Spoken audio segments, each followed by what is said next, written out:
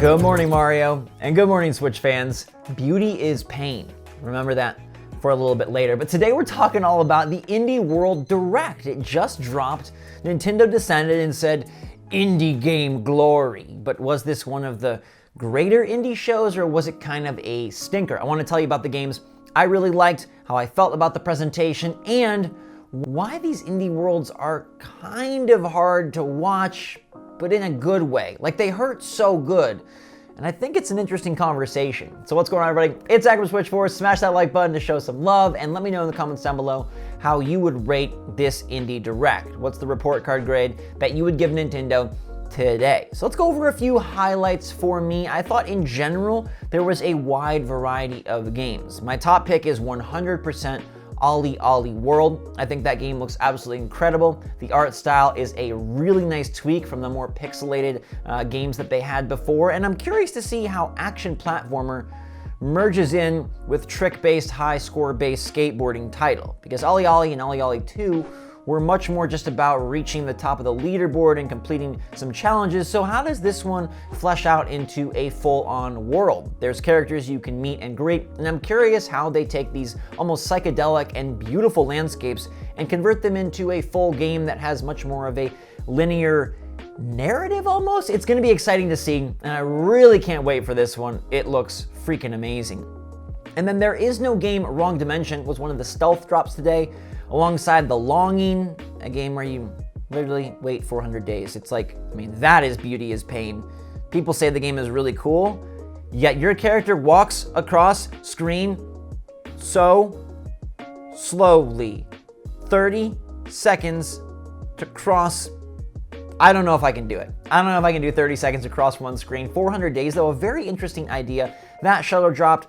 Fez, a indie classic, shadow dropped, and so did There Is No Game Wrong Dimension. Now, please, if you take anything away from this video, go buy There Is No Game.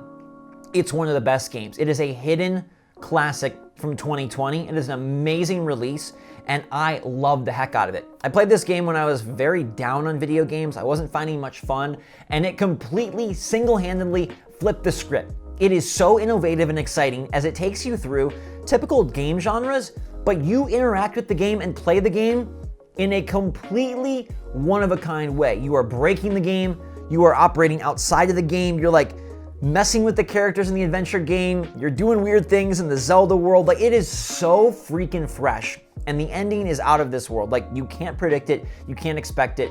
It is a game that genuinely made me laugh and made me smile. It has a unique sense of humor, but it earns it. It's so brilliant. It's just like such a perfect example of, hey, we have tons of open world games and tons of 2D side scrollers. This is something totally different. It lives outside the boundaries, and it really deserves to live inside your Switch. I'm also super excited for TMNT Shredder's Revenge. Yes, for that Get on Switch. Donatello all the way. Do not tell me it's anyone else, okay? It's all about Bebop Rocksteady, all right?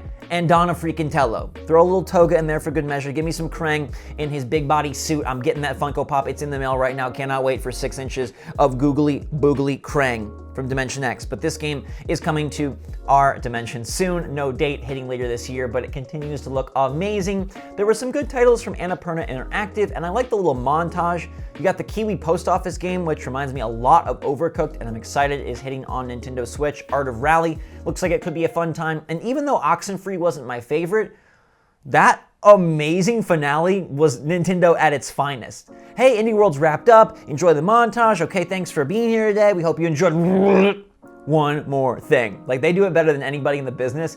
And Oxenfree 2, it seems like it could be pretty hype. I love the attention to like the strange, paranormal, weird, interdimensional redness from the skies above. I'm eager to see what it's got going on, and I might have to go back and complete Oxenfree just to get ready for this one. And then there are two games that have me super interested how they'll turn out. Like, they've got the spice, they got me hopeful, but can they cash in on all that?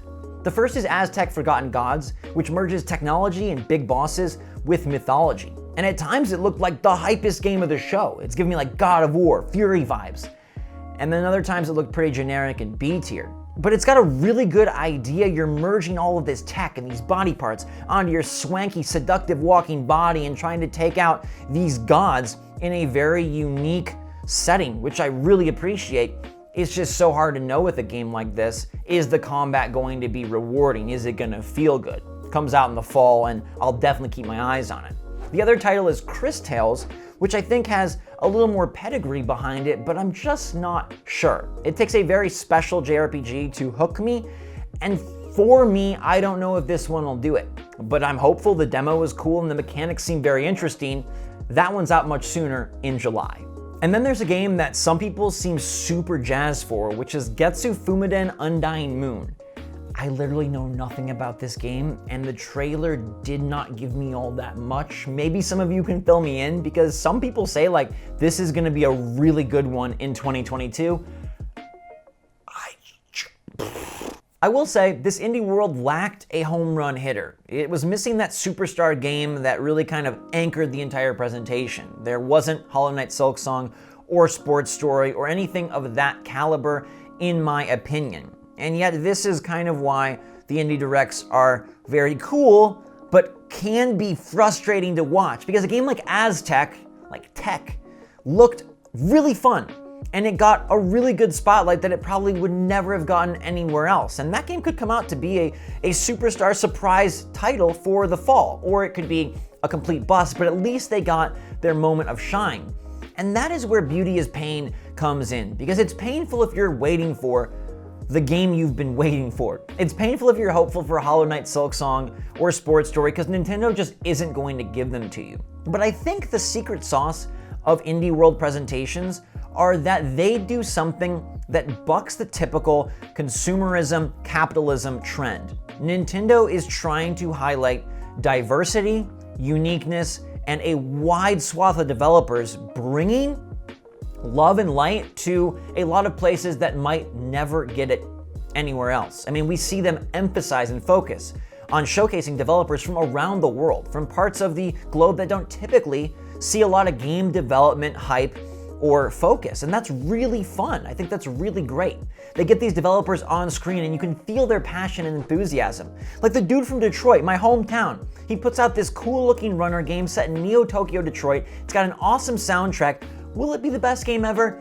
I'm not quite sure, but he gets a moment to be a part of a Nintendo presentation. And maybe that's just like superfluous fluff and just cuddly vibes, and it doesn't really do anything for the actual what's releasing on Switch, but I think it's important sometimes to focus beyond just what is the most business savvy. And this feels like a way and an area where Nintendo cares more about the humanity than just the dollars. And I frankly respect the heck out of that. And I love you guys out there who watched the stream and said, yeah, remember, it's a showcase. It's not an update.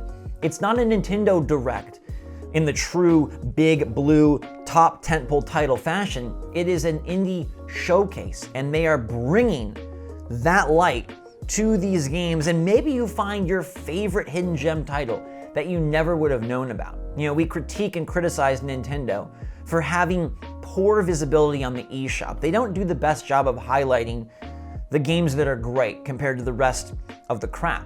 And I'm not saying every indie world game turns out to be a 9 out of 10. No, they definitely don't, but many of them become indie darlings. Many of them become fun times. And if you look through these lists, there's a lot of things that I hear you and I say the same thing, we get excited for or tune our ears to or put on our radar that never would have been there before. And while that isn't as, normally hype-inducing as getting the next big game from our favorite franchise, it's a different sort of speciality.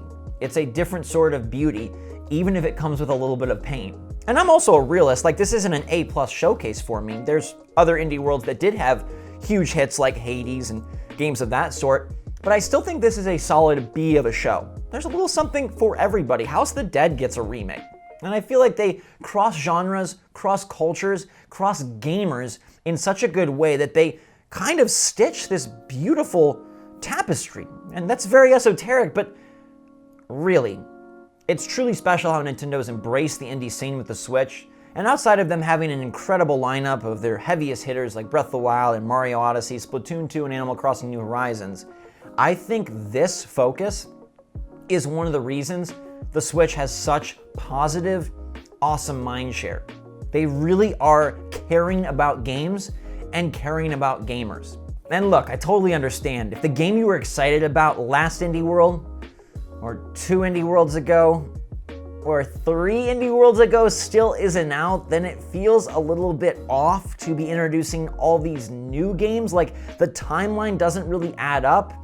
But if you consider this as a showcase and realize Nintendo doesn't have a hand in the development of virtually any of these titles, then I think you can appreciate what Nintendo is trying to do here. And I think you can feel the enthusiasm of the devs that share their babies with all of us. It's like, here, look, it's beautiful, don't you agree? And some of them will turn out to be amazing adults, and some of them probably won't. And hey, they still have their regular directs and their direct minis and their partner showcases and their Twitter announcements, so there's no shortage of updates. E3 is coming soon, and we'll get the big kahunas then. Let me know how you felt about today's Indie World, what you'd rate it, and if you kind of agree that these things are beautiful in their own way, with a little bit of frustration, but hey, Nintendo's doing something special, and I think they're doing something super good for gaming, the industry, and the world. Love you guys a lot. Thanks for being here. Hope you enjoyed another episode of Good Morning Mario. Hit that like button, leave your take down below, and until next time, stay safe, stay healthy, stay happy out there. I'll see y'all tomorrow. Until then, SwitchForce out.